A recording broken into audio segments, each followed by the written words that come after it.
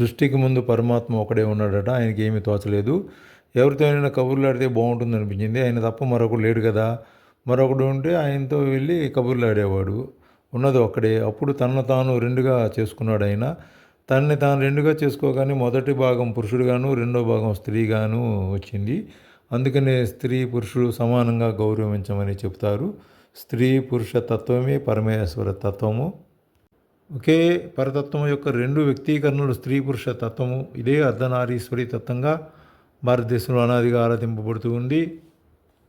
శ్రీశైలంలో మొట్టమొదట మల్లికార్జున జ్యోతిర్లింగం ఆవిర్భవించిన తర్వాత అమ్మవారు వచ్చారు.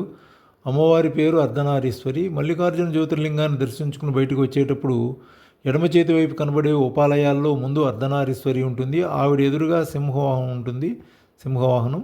తర్వాత పంచపాండవులు ప్రతిష్ఠించిన పంచశివాలయాలు ఉంటాయి. స్కాందాది మహాపురాణాల్లో శ్రీశైల మహాత్యాన్ని చెబుతూ అమ్మవారి పేరు అర్ధనారీశ్వరి అని, అర్ధనారీశ్వరి సమేత మల్లికార్జున స్వామి శ్రీశైల క్షేత్రంలో పరాశక్తిగా ఉన్నదని, పార్వతీ అర్ధనారీశ్వరి అయిన తర్వాత ఏ పరాశక్తి మధుకైటభ, శుంభ నిశుంభ, చండముండ, మహిషాసురాది రాక్షసులను సంహరించిందో ఆ మహాకాళి, మహాలక్ష్మి, మహాసరస్వతి స్వరూపిణి అయిన ఆ పరాశక్తి అరుణాసుర సంహారం చేసిన తర్వాత దేవతలంతా అమ్మ నువ్వు ఈ రూపంలో భూమి మీద నిరంతరం కాపాడుతూ ఉండాలి తల్లి, ధర్మరక్షణ చేస్తూ ఉండాలి తల్లి అని ప్రార్థిస్తే, నేను ఉండటానికి అనువైన చోటు ఏదని అడిగితే అమ్మవారు అప్పుడు దేవతలు అది నీకే తెలియాలి తల్లి, మాకు తెలియదు అన్నారు. అప్పుడు ఆ తల్లి చుట్టూ చూసింది.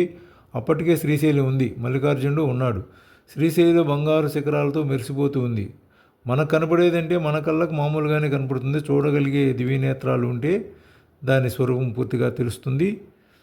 జ్యోతిర్మయ భూమిక శ్రీశైలం. ఈ శ్రీశైలాన్ని అమ్మవారు చూసి దీని మీద నేను మా ఆయన వేరే రూపంతో ఉన్నాం, ఆ చోటు నాకు నచ్చింది, అక్కడికి వస్తానని వచ్చింది. అలా బ్రహ్మరామగా తల్లి ఇక్కడికి వచ్చిందని శక్తి సంబంధమైన గ్రంథాలన్నీ చెబుతున్నాయి.